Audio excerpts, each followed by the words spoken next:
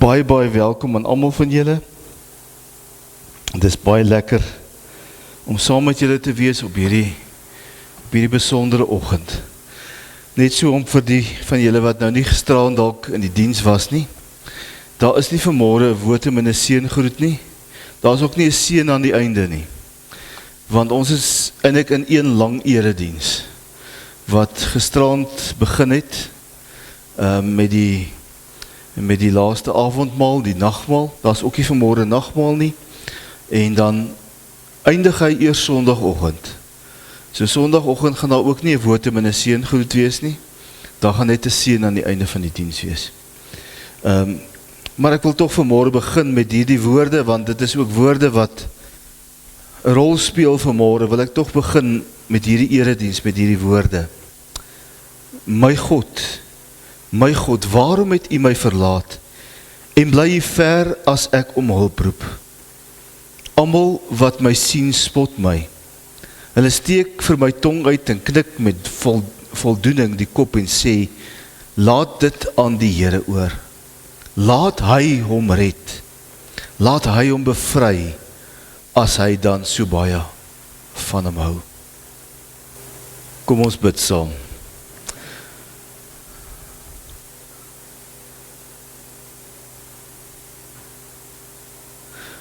Vader, as ons stil word vanmôre, dan is dit op hierdie dag.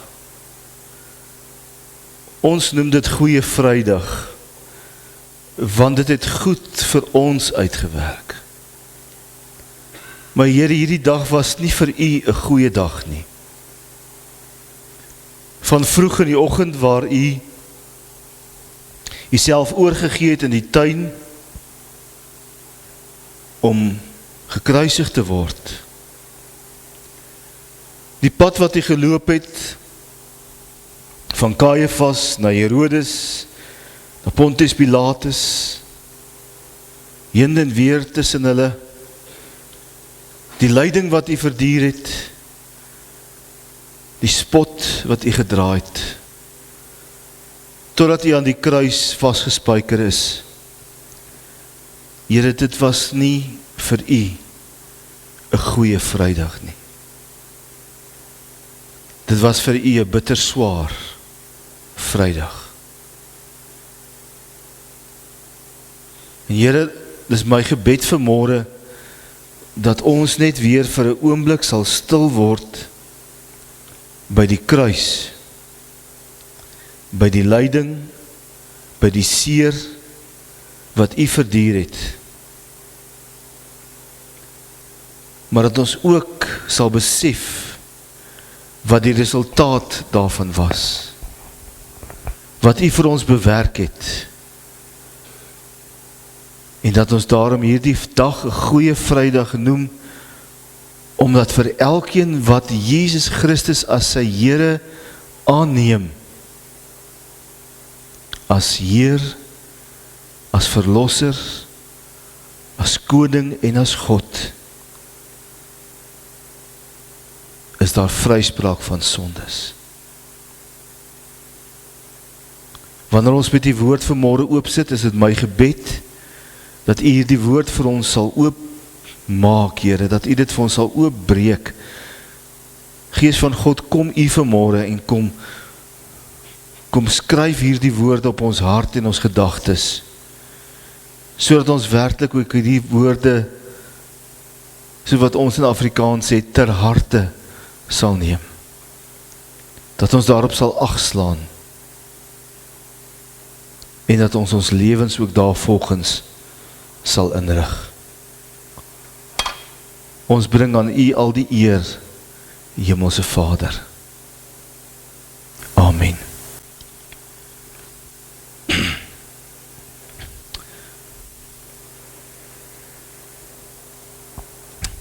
Ons lees vanmôre uit Johannes 19, van vers 16 tot 30.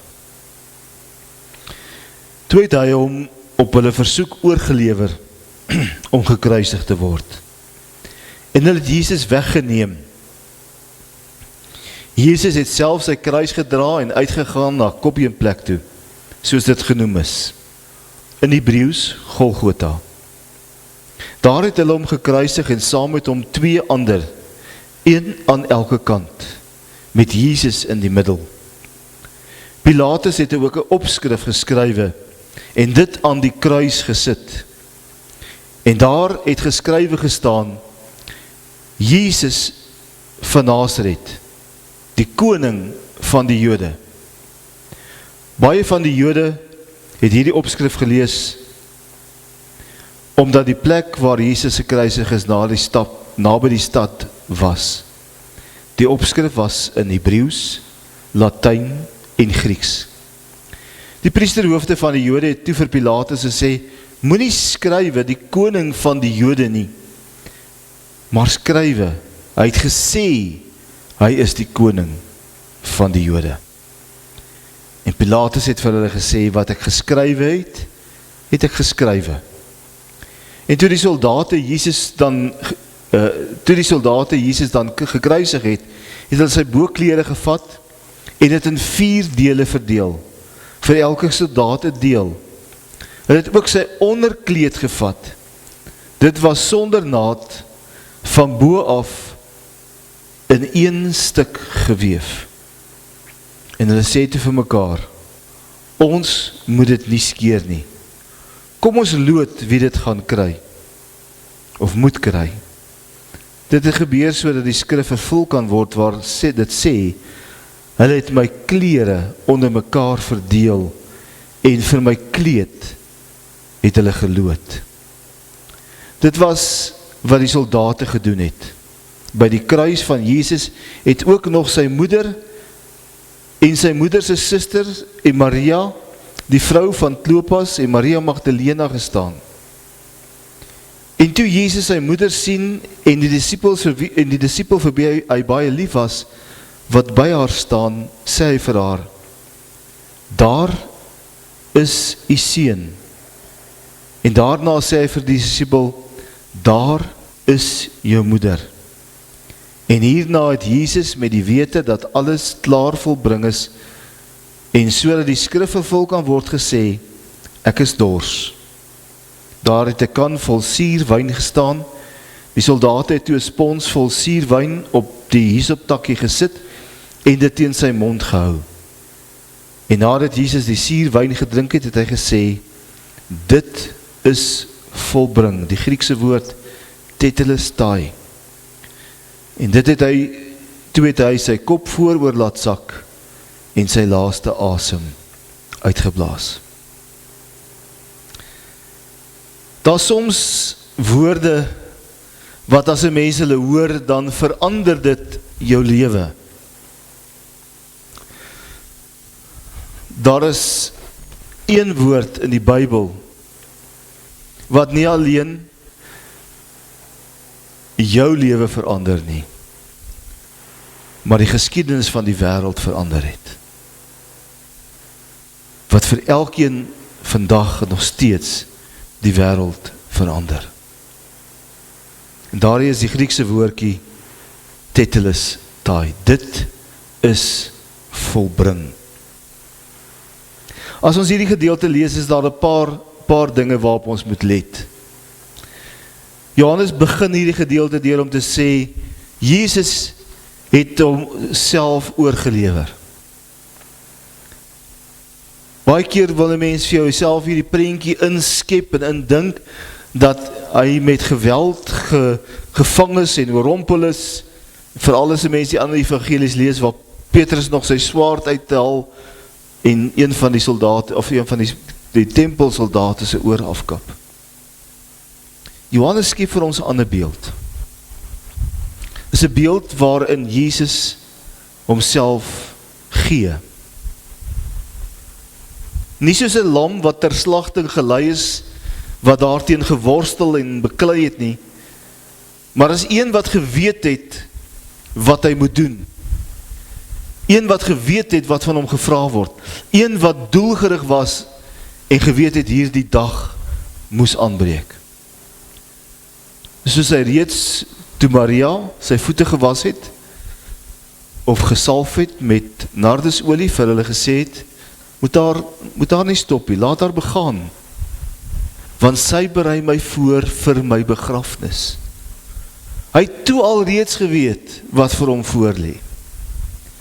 En toe hy in die tuin van Getsemane was en hy vir sy vader gevra het, Vader, laat hierdie dinge, hierdie beker by my verbygaan, as dit U wil is, maar nogtans nie my wil nie, laat U wil geskied.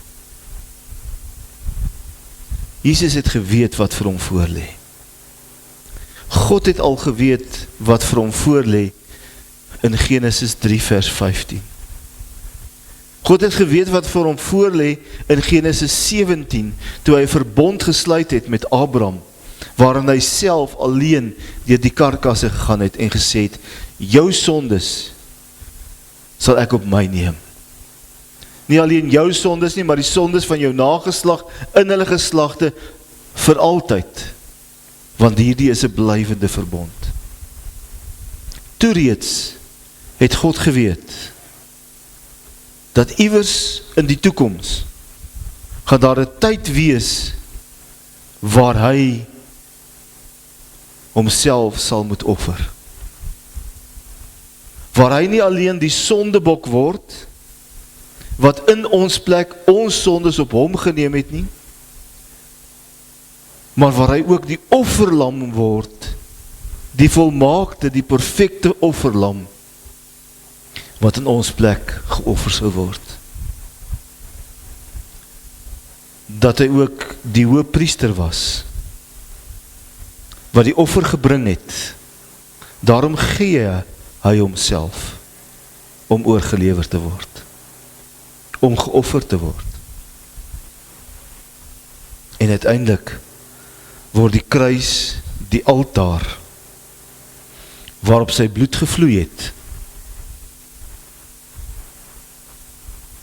die oordeel van die regter, en ook die vryspraak, die uitdien van die vonnis, waar Jesus kon sê, dit is volbring, tetelestai. Jesus is nie 'n slagoffer nie. Hy is nie teen sy wil en teen sy sin op daardie kruis vasgespijker nie. Maar dit is 'n besluit wat God van die begin af gemaak het om te sê, dis wat gaan gebeur. Wat het hy vir Eva in die tuin gesê in Genesis 3? Daar sal vyandskap wees tussen jou saad, tussen jou nageslag en die nageslag van die slang. En daar sal een uitkom, een uit jou sal gebore word. En die slang sal hom aan die hakskeen byt, maar hy sal hom die kop vermorsel. En dit wat ons hier by die kruis sien, is die voltooiing van daardie woorde in Genesis 3 vers 15. Pilatus word seker een van die eerste getuies van wie Jesus is, onwetend. Hy laat 'n bord in 3 tale, 3 van die vernaamste tale in daardie tyd, wêreldtale, Hebreëus wat die Jode gepraat het, Latyns wat die nuwe taal was van die Romeinse Ryk, en Grieks wat oor 'n groot deel van die wêreld gepraat is, as gevolg van die Griekse tydperk, die Hellenistiese tydperk, wat deur Alexander die Grote ingebring is. So verkondig Pilatus aan die hele wêreld in 3 van die wêreldse vernaamste tale wie Jesus is. Hier hang Jesus, die koning van die Jode. Die skrifgeleerdes en die fariseërs en die Joodse raad kom by Pilatus en sê vir hom, verander dit. Want dit is nie dat hy die koning van die Jode is nie, hy het gesê, hy is die koning van die Jode. Dis kom ons omkruisig, omdat hy homself in die plek stel van God. En dan antwoord Pilatus, ek het geskryf wat ek geskryf het. Dit is Jesus, hy is die koning van die Jode. En daardie boodskap word nog vandag oor die wêreld uitgedra. Jesus, die koning van die Jode. 'n Belydenis van Pilatus, wat dalk in sy hart nie geweet het wat hy sê nie, maar deur die Gees gelei is, om daardie woord op die kruis te sit. Jesus, die koning van die Jode. Ons het in hierdie week wat verby is, het ons gesien van Maria wat gekom het by Jesus, haar nardefles gebreek het, en dit alles oor Jesus uitgestort het. 300 silwer muntstukke is sy nardesolie, wat sy oor Jesus uitgestort het. Maar meer nog, sy het haarself verneder.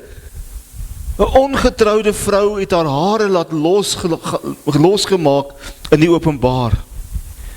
Sy het 'n ongetrouwde man by sy voete gaan sit, soos 'n slawe meisie, en het afgedroog met haar hare. Sy het nie alleen daardie nardesolie uitgestort en geledig nie. Sy het haarself kom leegmaak voor die Here. En gesê, Here, hier is ek.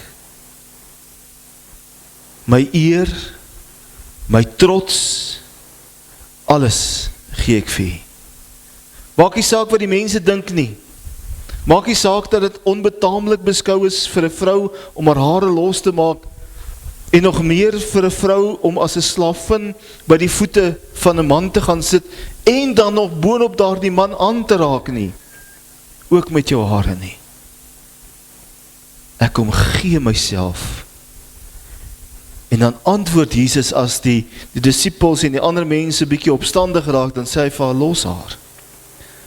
Want sy is besig om my te salf vir die begrafnis. Wat sy moet doen, is belangrik. En miskien moet daarom jou en my ook weer daar die punt kom, waar ons soos Maria onsself kom ontlaai, onsself kom ontledig, onsself kom leegmaak, vir die koning van die konings, Jesus die koning van die Jode, maar ook die koning van die wêreld, en onsself net kom leegmaak, en sê, Here, hier is ek, leeg, kaal, sonder enige waarde, staan ek voor U, en ek vra U, word die koning van my hart. En dat ons soos 'n Pilatus nie stilgemaak sal word deur die skare as ons sê, Jesus is die koning van die Jode, Jesus is die koning van my lewe nie, maar dat ons sal sê, wat ek gesê het, het ek gesê. Wat ek bely, bely ek. En dat ons nie sal toelaat die wêreld ons belydenis sal stilmaak, wat die wêreld so graag in hierdie tyd wil doen, om die belydenis van die kerk stil te maak nie. Die skrif word vervul.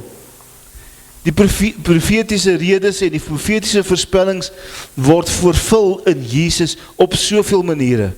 Ek het vanmôre begin met 'n aanhaling uit Psalm 22 uit. In hierdie gedeelte wat ons gelees het, sien ons dat Johannes ook dele uit Psalm 22 kom aanhaal. My God, waarom het U my verlaat?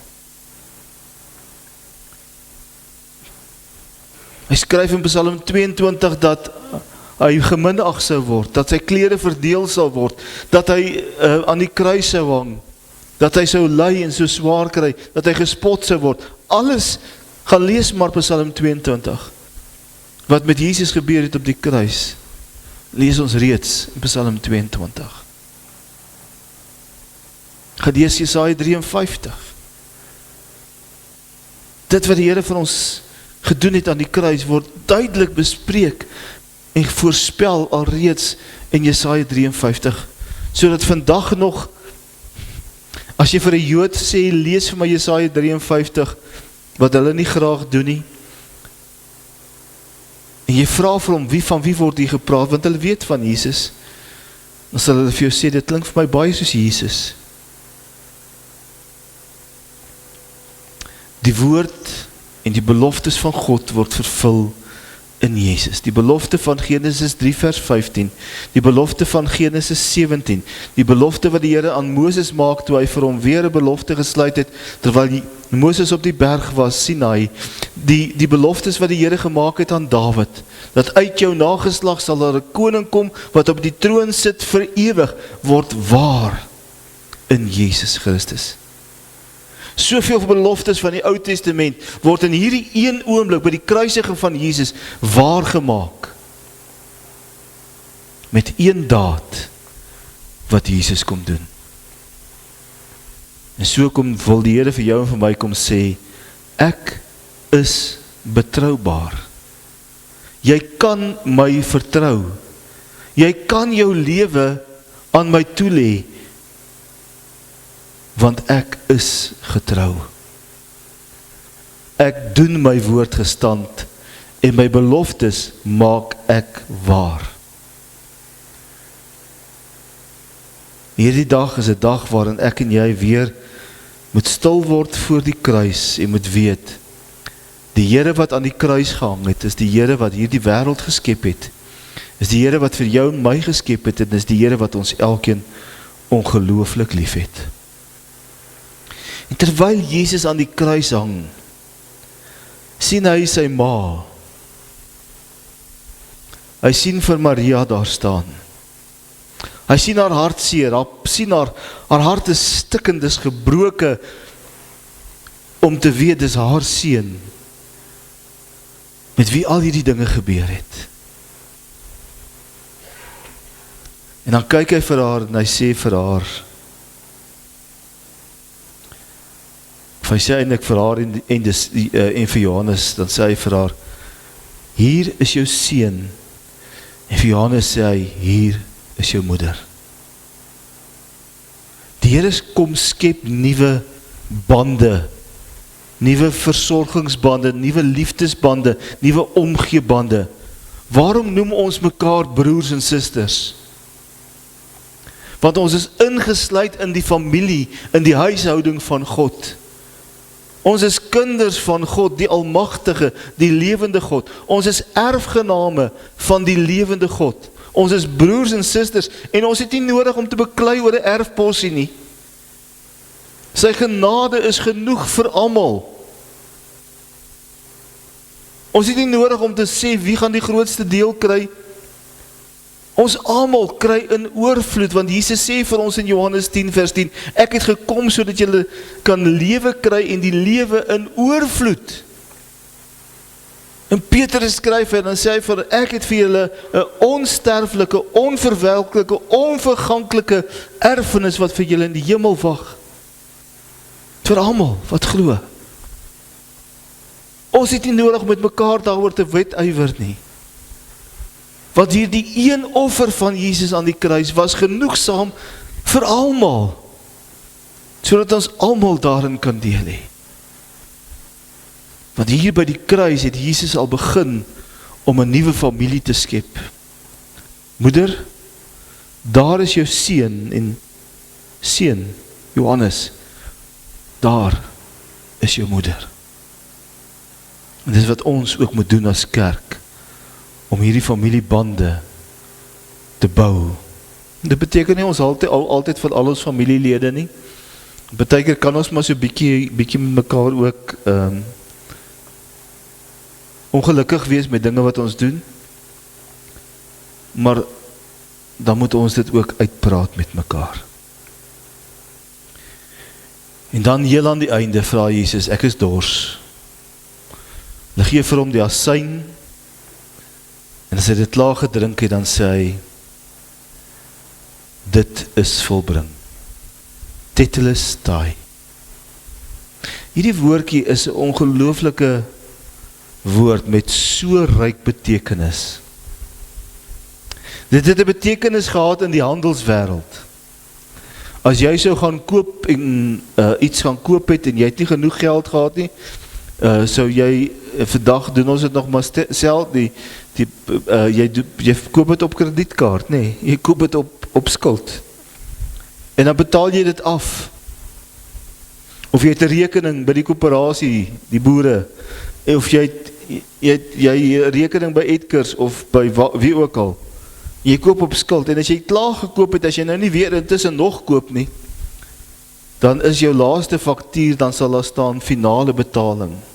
Paid in full. En daardie paid in full, teken eintlik maar tetelestai. En die Here wil vir ons kom sê, die prys is betaal in finansiële terme, is daar geen offer meer nodig nie. Dit sê Hebreërs vir ons in Hebreërs 10 ook, as die Hebreërs skrywer skryf en sê, die prys is betaal, die prys is volkome betaal, daar is een offer wat gebring is, en daardie een offer was genoegsaam om te betaal vir almal, vir altyd. Daar is geen offer meer nodig nie, geen betaling meer nodig nie. Dis ook 'n priesterlike term, wat aansluit nou by hierdie offer waarvan ons praat, waar die priester as hy geoffer het, en die offer is op die altaar gesit, dan sal hy ook die uitdrukking gebruik van dit is volbring. Die offer is gebring, en die vryspraak is gebring. In die Ou Testament was daardie offer maar tydelik gewees, en as ek weer gesondig het, moes ek maar weer 'n offer bring, moes ek maar weer kom na die tempel toe. Maar in Jesus is die volmaakte offer gebring, sodat daar geen offer meer nodig is as die offer van Jesus nie. Tetelestai is ook in die regswêreld gebruik. As 'n vonnis gevel is en 'n gevangene het sy vonnis uitgedien, is daar aan die einde van sy tyd gesê, tetelestai, dit is volbring. Hierdie vonnis is betaal. Niemand het meer nodig om 'n vonnis te betaal nie. Toe Jesus jou en my sonde op 'n kruis geneem het en aan 'n kruis gehang het, het hy ook die vonnis uitgedien vir jou en vir my. En daarom sê hy die woorde tetelestai, ek het die vonnis het ek uitgedien. Ek het betaal vir jou sonde, ek het my straf het ek betaal. Ek het julle straf betaal vir julle, want hy self het geen sonde gehad nie. Dis volledig uitgedien. Daar's niks meer nodig nie. Dit was ook 'n militêre kreet gewees. As twee weermagte teen mekaar beklei het, en daar is oorwinning gebring aan die einde, dan het die oorwinnende generaal gesê, tetelestai, dis volbring, die oorwinning is behaal. Paulus skryf vir ons, in Efesiërs 6, en dan sê hy, julle stryd is nie teen vlees en bloed nie, maar teen die bose geeste in die lig. Stryd, hy praat van 'n stryd.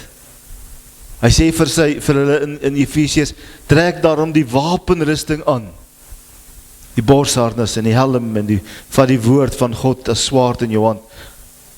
Hy noem dit alles, want Paulus het geweet, daar is ook 'n geestelike stryd, en want toe Jesus aan die kruis gehang het, was dit nie maar net alleen om vir jou en my sondes te betaal, dit het ook gegaan oor hierdie geestelike stryd, wat al in Genesis 3 vers 15 gesê is, daar sal vyandskap wees tussen jou nageslag en haar nageslag. Tussen die slang, wat Satan was, en sy gevalle engele, en tussen Jesus. Dit noem ons die geestelike stryd. Ons praat daarvan as geestelike oorlogvoering. En toe Jesus aan die kruis was, het hy ook daardie stryd gewen. Hy het reeds vir Satan verslaan, hy het reeds die sonde verslaan, en toe hy in die graf was, het hy afgegaan om ook die dood te oorwin. Daarom skryf Paulus later, as hy sê, dood, waar is jou angel? Dood, waar is jou oorwinning? Want hoekom? Want Jesus het opgestaan uit die dood. Ook dit is volbring.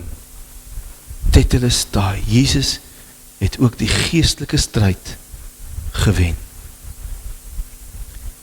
Wat vra die Here van jou en my?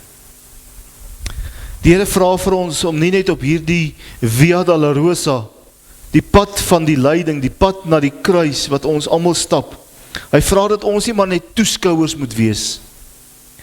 Die skare wat saam kyk na hierdie gebeurtenis, want is nogal hoe baie gelowiges, hoe baie mense vandag daarna kyk. Die Here vra dat ons deelnemer sal word. Soos 'n Maria, wat by Jesus se voete kom sit het, en haarself gegee het, haarself oopgemaak het vir die Here. Mag ons elkeen op hierdie goeie Vrydag weer gaan sit by die voete van Jesus. Ons harte oopmaak en sê, Here, word U ook die koning van my hart. Word U ook die koning van my lewe, sodat ek in die genade, in die vryspraak, en die verlossing kan leef. Amen. Hemelvader, as ons so stil word vandag, dan is dit in die eerste plek met 'n onuitspreeklike dank.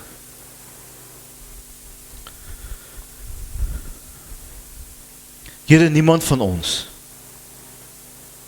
is regverdig nie. Nie een van ons verdien die ewige lewe nie. Paulus skryf vir ons in Romeine 3, ons almal het gesondig. Ons almal het ontaard. Ons almal is ver van die af. Filippense skryf hy, ons is vyande van God. Vroeger was ons vyande van God. Soos ons vanmôre hier staan, Here, is daar nie een van ons wat die reg het om te sê,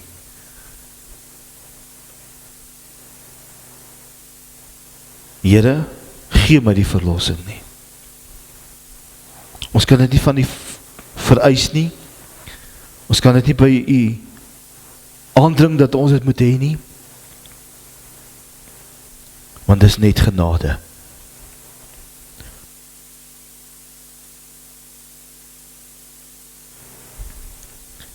U het U genade aan ons elkeen kom bewys. Al is ons sondaar mense. En daar was 'n geleentheid 2000 jaar gelede, waar U Uself vir ons aan die kruis kom gee het. Waar U kom sterf het. Maar meer as dit, U het sonde vir ons geword. U het in ons plek die sonde op U geneem. U het in ons plek die straf en die loon vir ons sonde gedra, soos wat Paulus skryf in Romeine 6, die loon van die sonde is die dood. U het daar die loon, U het daar die straf gedra. En Here, mag ons elkeen vanmôre bewus wees daarvan. En sê dankie. Dankie Here dat U in my plek gesterf het. Dankie dat U vir my die straf gedra het. Dankie dat U vir my ook die vryspraak bring. En mag ons gaan leef as U kinders. Gee vanmôre vir ons elkeen 'n hart van Maria, wat bereid was om haarself te verneder, te verlaag, as 'n slaaf te beskou wat aan die voete van U kom sit het en dit gesalf het met nardesolie. Mag ons elkeen daardie gesindheid, nie alleen vandag nie, maar elke dag in ons lewe hê.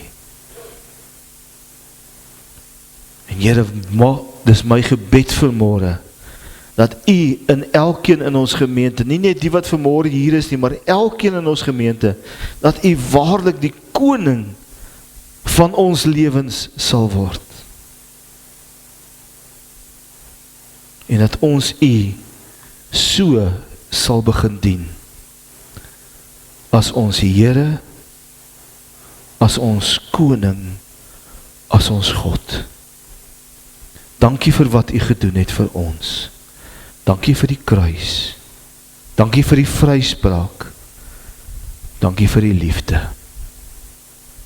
Amen.